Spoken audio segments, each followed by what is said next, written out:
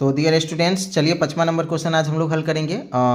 एक समकोण त्रिभुज की ऊंचाई इसके आधार से 7 सेंटीमीटर कम है। यदि कर्ण 13 सेंटीमीटर का हो तो अन्य दो भुजाएं ज्ञात करना है। ठीक है, चलिए सबसे पहले तो एक समकोण त्रिभुज है और इसकी ऊंचाई आधार से 7 सेंटीमीटर कम है। तो सबसे पहले तो त्रिभुज का आधार मान लेते हैं। ठीक है, माना कि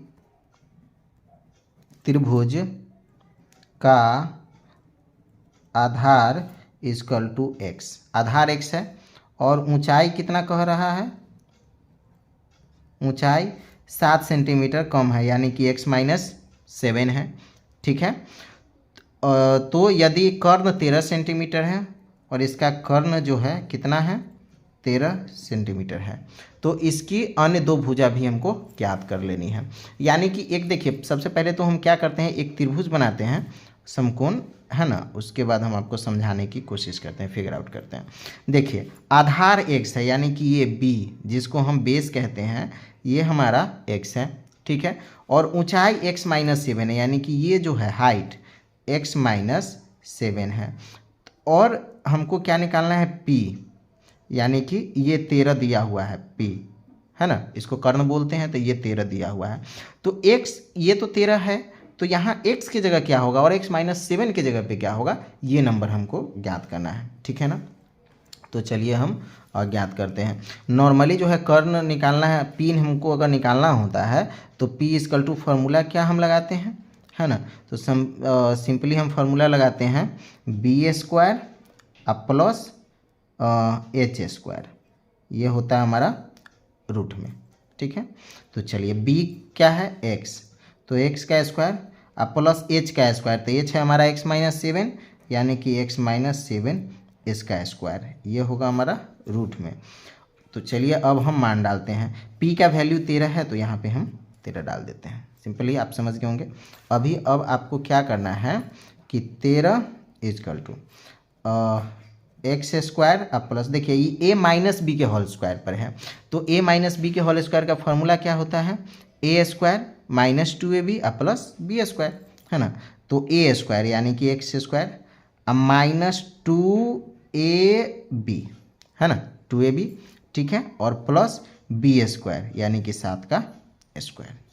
ओके, चलिए अब हम ये रूट में है पूरा, चलिए एक्स स्क्वायर, है ना, अब प्लस ये एक्स का एक्स स्क्वायर, ये फार्मूला का हो गया, ये भी हो गया एक्स स्क्वायर, माइनस 7 दूना 14x, इसको गुना कर देंगे 14x, अब प्लस 7 7 49। ओके, चलिए अब आपको क्या करना है कि बस अब कुछ नहीं है, सब ये अभी भी रूट में ही है, तो चलिए यहाँ पे 13 होगा ही, एक एक करके स्टेप बाय स्टेप जैसे बनाते हैं। देखिए एक्स स्क्वायर तो क्या हो जाएगा, 2x स्क्वायर माइनस 14x अब प्लस 49 यहाँ रूट। तो देखिए रूट हमको काफ़ी डिस्टर्ब कर रहा है, तो रूट जो हमको डिस्टर्ब कर रहा है ना, तो हम क्या करते हैं, रूट को हटाइए देते हैं, न रहेगा ना टेंशन।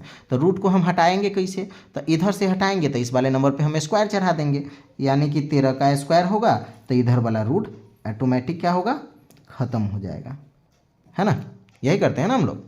चलिए तो अब 13 का स्क्वायर कर दीजिए, तो 13 का स्क्वायर तो 169 होता है, ये तो आप जानते ही हैं, है ना।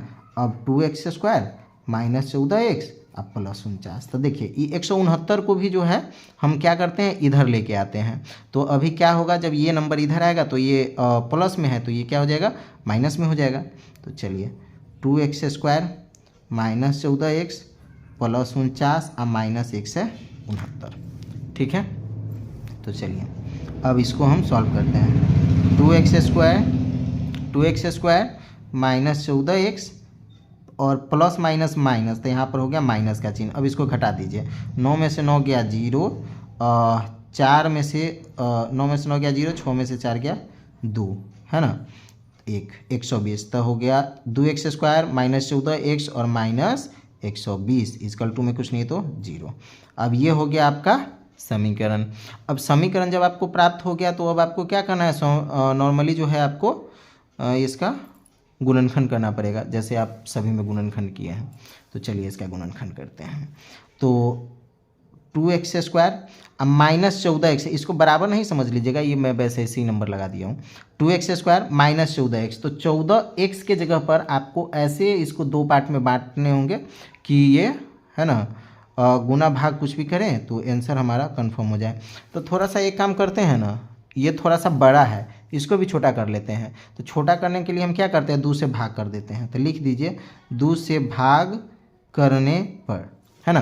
तो 2 से भाग करेंगे तो ये 2 कैंसिल हो जाएगा, x², और ये भी 7 मरतबे कट जाएगा, 2 7 14, 7x, आई हो जाएगा 60, इसका टू में कुछ नहीं तो 0।